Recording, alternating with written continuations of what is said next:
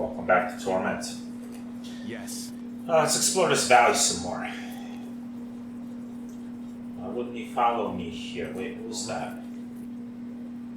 Oh, it's Persea. So that's a rift. To get up there, I don't know if that will take me up there. I imagine this is going to teleport me somewhere else. Let's figure out where it goes. You step into the darkness that envelops you, then dissolves you into twinkling motes, drifting in a sphere of light. The light carries you through a black void, weightless, bodiless, selfless, toward another patch of starry sky. Then suddenly, you are somewhere else. Ah, perfect.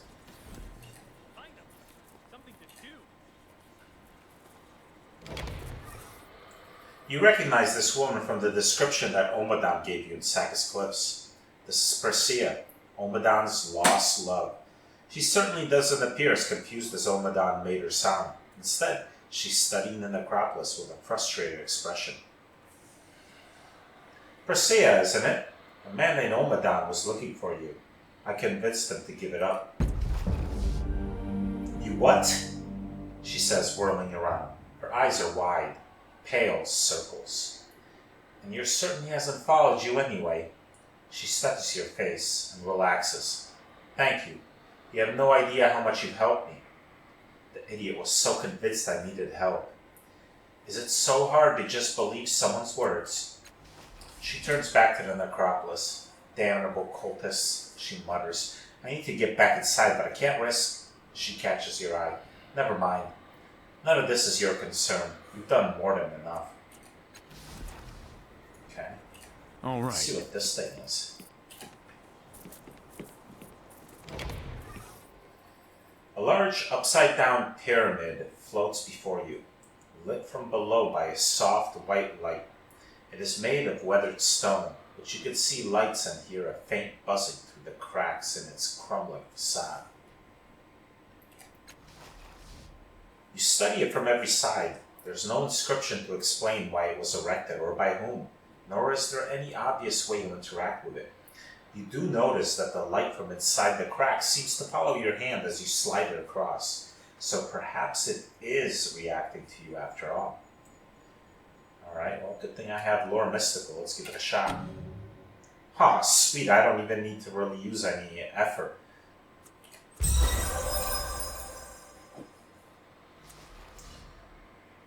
You slide your hands across the pyramid, following not the cracks, but the symbols and etchings on its surface. After a great deal of experimentation, and not a small amount of luck, you discover a specific pattern which causes the light to grow in intensity. As it does so, a soft warmth envelops you, refreshing your body and mind. As you feel better, however, the pyramid seems to grow more dim. Oh, wow. You stop, not wanting to waste the pyramid's obvious healing power just yet. It should be safe for a time when you really need it. Okay. So this is going to be like a full heal, maybe? All right, let's leave it alone for now. All right.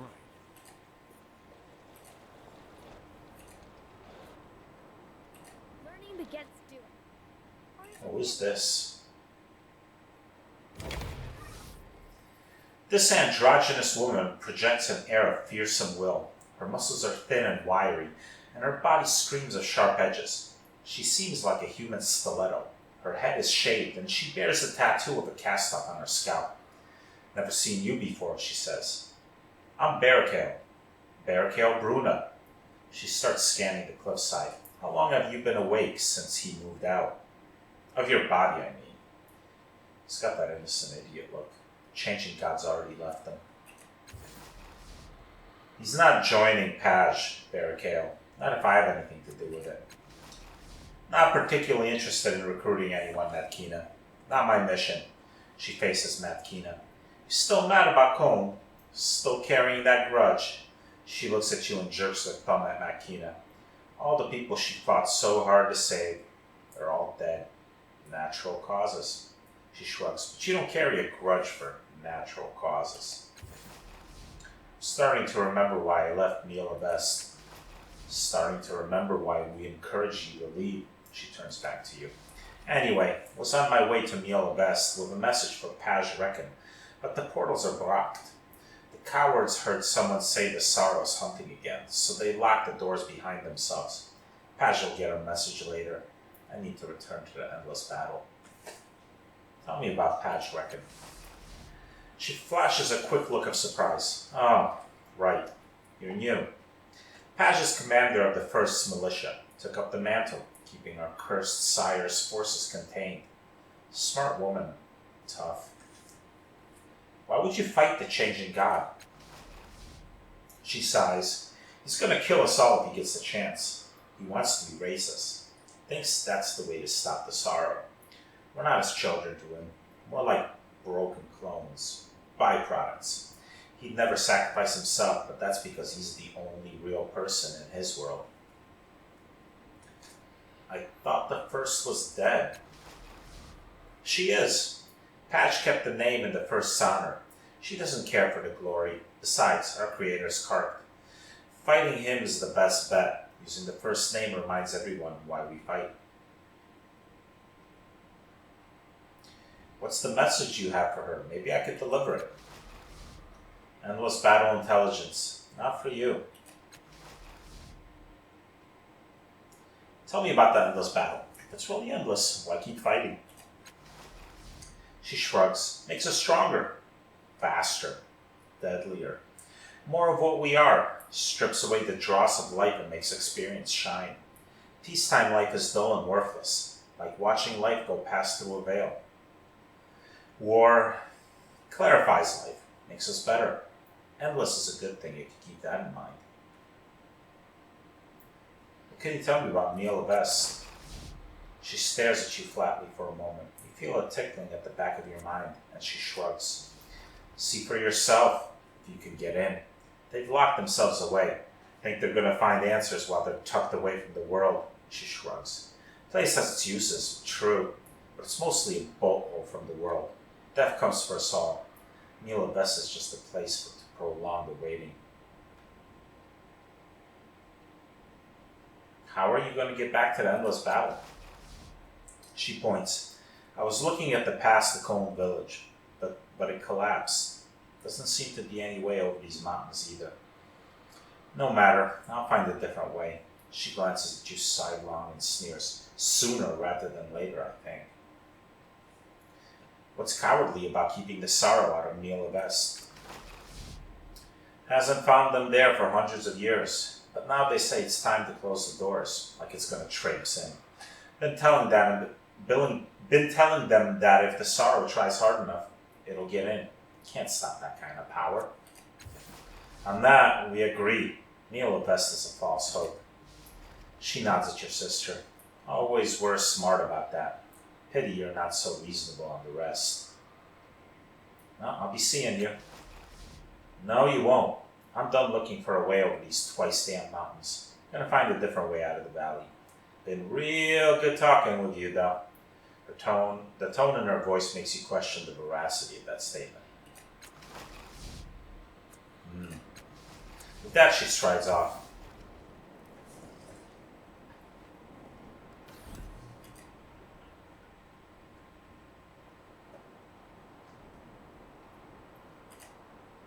A recent landslide has collapsed off what was once a pass out of the valley.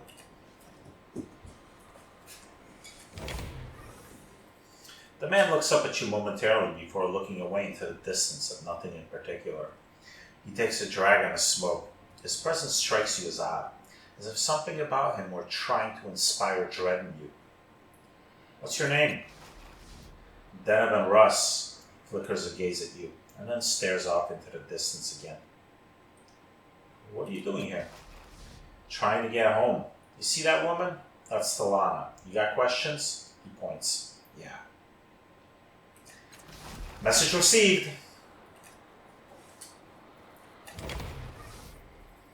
You see a slender woman covered in worn brown robes leaning over the fire. The cowl pulled low over her head. Her skin is a dark bronze color. Here to interrogate me. She pulls back her cowl enough for you to see that her long hair is more silver than brown, and the years of life on the road are apparent in her face. She looks weary and exhausted except for her eyes, which burn like golden fire.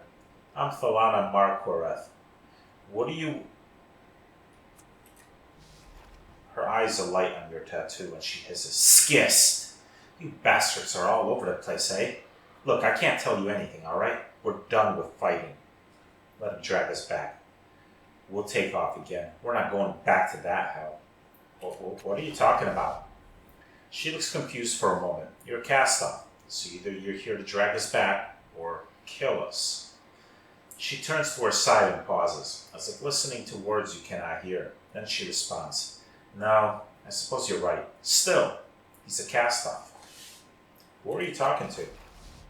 My men. Zad reminded me not all cast-offs are endless battle, but Timpo wants me to be careful with you. She holds up a finger. People have said they're not there because they can't see them, but they can see you, so let's not have that conversation. She settles back. So, are you here to kill us? Telling us? They say that most of my crew. Not Donovan or Luca, though. I have no part in the endless battle, but answer some questions for me. She breathes out, a low whistle. Alright, good. Sure, we'll answer anything we can. So tell me about yourself. Me, Donovan, Luca, Timpo, Zad, and all the rest. They're my crew, my men. We're just trying to find a way home from the endless battle. We came through Cone, but... She waves a hand at the pile of rubble. It's not exactly a forgiving route. Just trying to figure out where we go next. Her sleeve slips with her gesture. You can see that her skin does not simply look metallic. It is metal. She catches you looking and tugs her sleeve back down, annoyed. A price of the endless battle. One of the reasons I left.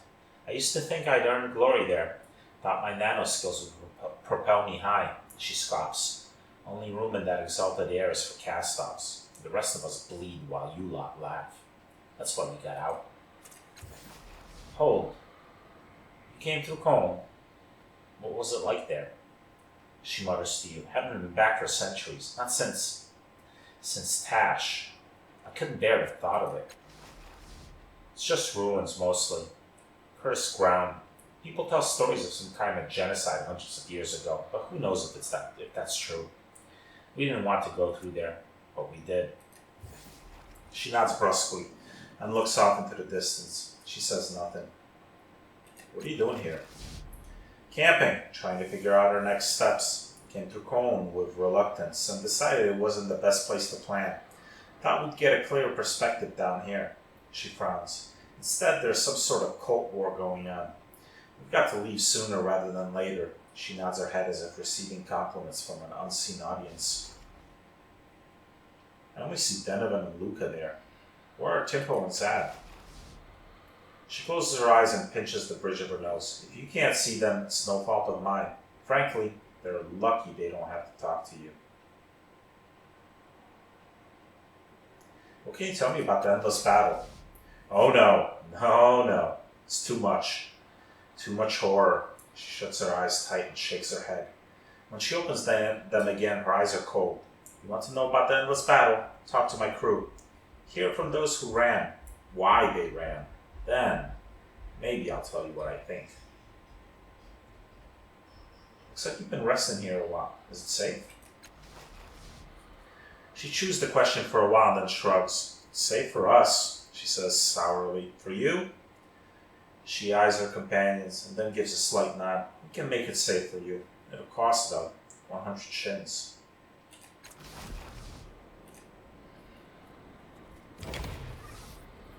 The man is busy reading a strange device, an elegant square of some kind of metal. Odd letters and images flash by on a reflective screen embedded in the square. Is he reading an Amazon Kindle? When you draw near, you notice that the device is plugged into his arm with a long silver wire, and one of the man's eyes is mechanical. Greetings! His voice is kind, though it buzzes like a rattling sheet of scent steel. I am Luca Marigali. He gestures with the book. Sometimes I read the older tongue. I uncover great knowledge this way. For instance, His metal eye stutters and clicks, and a tinny voice emerges from the pad.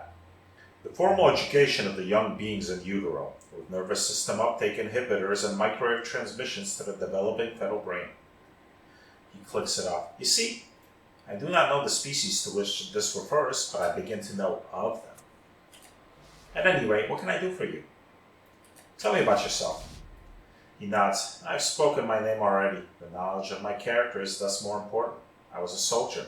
I travel with my friends. I and my friends travel to our home, or at least this is our plan. He leans close. I admit to concern for my friends. They seem trapped in the past, paralyzed. They are not as they were when we set out. He gestures to the mechanical extrusions on his own body. Nor, to be fair, am I. What do you mean when you say your friends are different? They were once full of hope. We, and a dozen others, set out from our home, and Aldea west of Sagas Cliffs, to find fortune in the endless battle. We joined a recruiter in Sagas Cliffs and enlisted with the army of the Changing God. We thought we were prepared. We were not. We were in trenches. We fought with bolt throwers, energy weapons, and detonations. That first day saw half our friends obliterated by a rogue particle wave that emanated from our side of the battlefield. And then we woke again in a new reality, our memories of the old world intact, but our bodies whole, except for Timpo, who was half dissolved in this new reality. So it went, incremental gains as a whole, with certain consequences carrying into new lives. Sometimes they would undo all our day's heroism for an unseen advantage. Other times, we'd lose a friend forever. One day I was caught half out of a trench. Air exploded above us, and I burned. The new reality did not restore me. I spent some weeks under the care of surgeons. When I awoke, I was as you saw me, and our friends had been killed. Talana and Denovan reacted very differently to me. They say I too have changed. I don't know. I know that I no longer fear. I do not remember much of emotion. I recall the fear and horror, but I do not recall its taste. And when I spoke to them, they agreed that it was time for us to leave.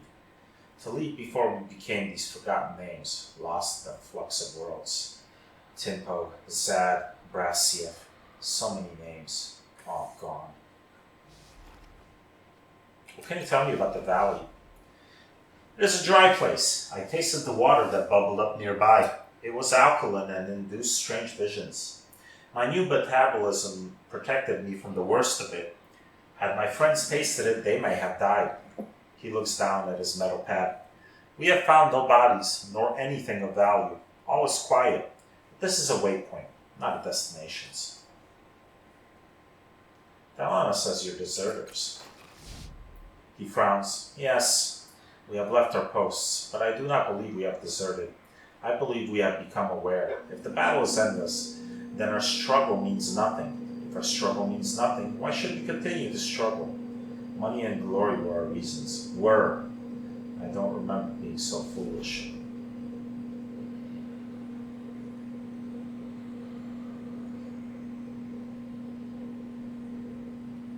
That is a good point. He nods. You thought so as well. If you're sure it's safe. Oh, nice pathfinding.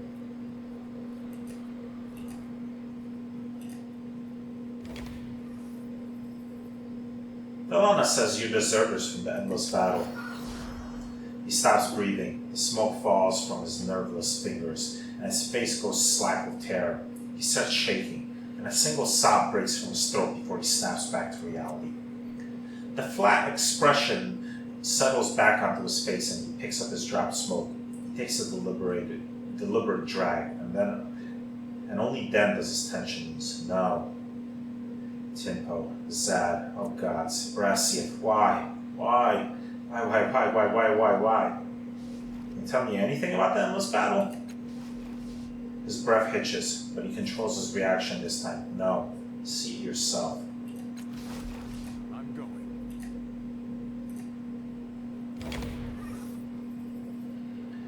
I've talked to Luca, and I tried to talk to Denovan about the endless battle. Good enough.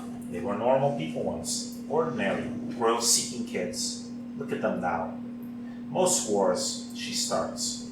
A group of people march in with their artifacts, gravity, light pulse, time benders, and march back out. Endless battles like that, but going on for centuries. Think of what it does to the landscape. Think of what it does to the psychic terrain. Think of what it does to your friends. She waves at her nearby companions, her gesture continuing to colleagues unseen. And when you're vermin to the people who run the war, when you've got no hope to survive and you can feel realities collapsing around you, when you see wormholes open up and monsters walk through, when the air is toxic and the ground melts and you feel your mind assaulted. But it's not personal. It's not someone who wants your destruction in particular. You're just inconvenient to them. Your death is another number, a way to measure their success. It's hell. Business like hell. And you did it. Cast-offs. You could stop it if you wanted, but you don't. Maybe you don't care. I mean, when you've made statistics of your enemies, faceless foes whose existence you can erase without qualm, you're not just hurting them, you're hurting yourself, the way you see the world. Soon everything is conflict and pain. All that matters is your success, and you've killed yourself, and you don't even know it. She wipes away a tear. It wounds everything, everyone it touches.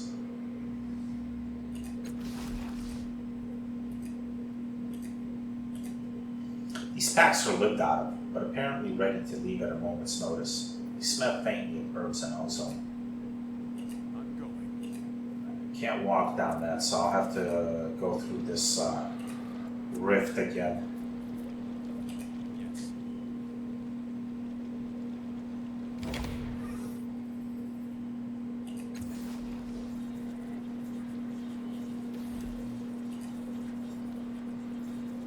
All right, Ray. A faint humming emanates from these two statues. Whoa, check this thing. Blob of 3. This corpulent mass is almost too large, but slowly you realize that its 3 beings somehow melded together into one. A fleshy jumble of 3 faces and a single head protruding from a shapeless mass of a torso. 2 of the 3 faces track your approach, while the third mutters under its breath. When it speaks, the 3 voices blend into one buzzing, angry harmony. Tell us who you are. Tell us what you want. Do you also seek the mask? Do you climb the leaning obelisk here in the valley, held aloft by Saint Proverbius? The third face begins cursing and drooling. Slimy Jolian, wizened, hate them, cold and red. It trails off as if dazed. When it resumes, it's looking in another direction entirely. Ill. So ill. All 3 of their thoughts assault you at once. Impossible to distinguish one from another. If there's any useful information coming from their minds, it's lost in the cacophony. What are you? And as astute question, we are 3, a glaive, a jack, a nano, missing but one. We require a 4th. We seek knowledge here in the valley. We pursue the wisdom of the ancients in this fallen age. We assess, we judge, but humanity is on the decline. It is only through purity and adherence to the old ways that we achieve enlightenment.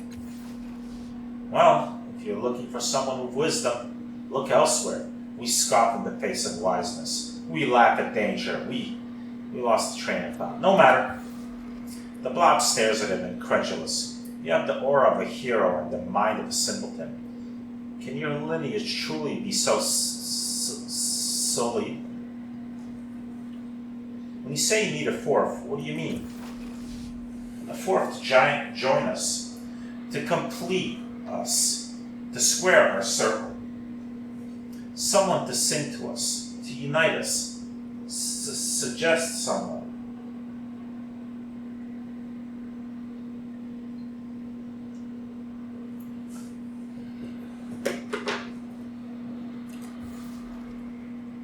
Please, leave me out of this, she whispers at your side.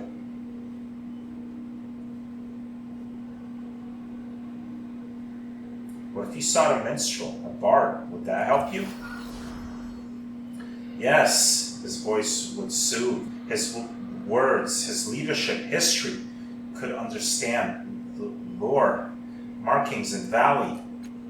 The second face says, need one who is similar to us, who knows songs of power. The first face replies, there are none like us, none. We are pure, pure. The third face gibbers profanity. You don't understand its words, but its meaning is clear. It hates everyone and everything but itself. How did you come to be this way?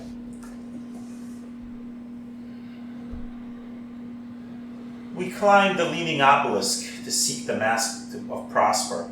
Everyone should climb the obelisk. We entered the portal. We emerged on the other side as you see us, and they surrounded us, over which the painful sorrow of a deity was cast. It was a labyrinth of straight corridors and right angles, full of traps, puzzles, and monsters. At last, we emerged, and now dream of the way to return, to optimize our experience. Tell me about this mask. Mask of Prosper, the true sight, a treasure for the knowledgeable, a useless scrap for those who will not see. We know its truths, and its secrets are ours, not for the weak, not for the stupid. What can you tell me about this area? Place of ancient knowledge, a place to rest, recover, think, discuss. The memorialists have helped to locate and understand, but they are being supplanted by the new. The third face mutters, hate new. The head nods vigorously and proudly. The second face says, the new leave us alone. They fear blob of three. The third face adds, as should all. We are prestigious. Do you want me to undo what has happened to you, or put you out of your misery? The strange creature reacts savagely, thrashing and playing. No! No! We are happy this way. Happy. The conjoined faces look anything but happy. But its straining limbs are practically tearing it apart, and the blob's tongue suggests that you're an idiot for wanting to help. This form is perfect, like the forms of the ancients. Need only a fork to complete us. But where? The third face sprays a fine mist of saliva and phlegm across the other two. You are fools. You have lost the way. The three faces begin to bicker and squabble in an incomprehensible tongue, and one of them bites into the blob's exposed flesh. The other two howl in rage and begin gnashing and howling, occasionally snapping bloody chunks out of their own flesh, creating wounds that heal as soon as they appear.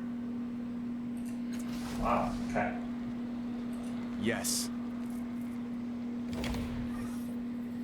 Rising before you is a tall and tapering obelisk, crowned with the carved stone head of some elegant, sharp-eared animal with 6 eyes. Wrapping around the obelisk are bands of engraved hieroglyphs.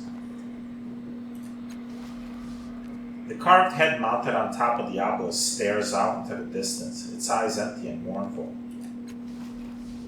Except for 4 stylized depictions of the same sharp-eared animal that tops the obelisk, the pictographs make no sense to you.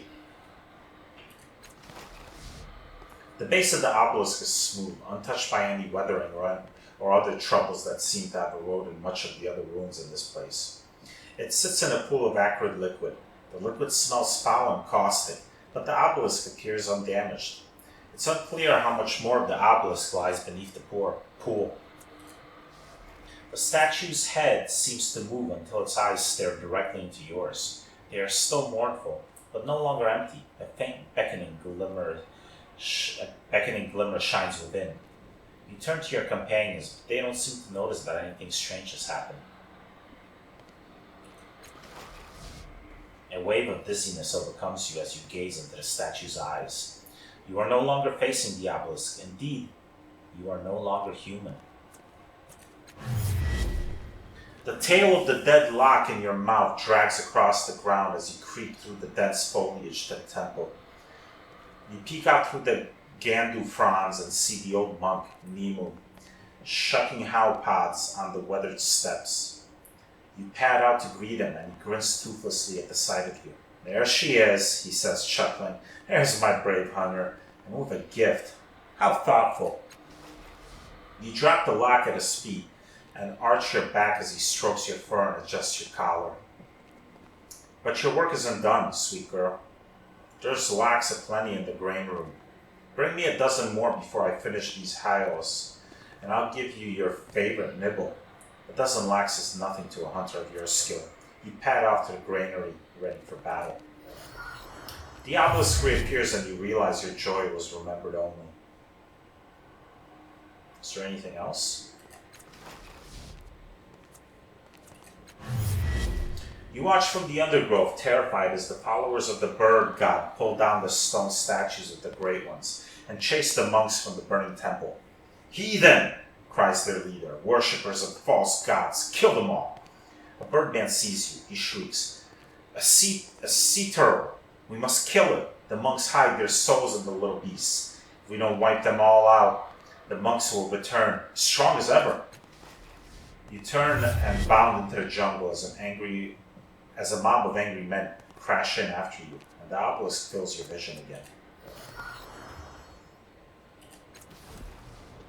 And there's the symbol of the now.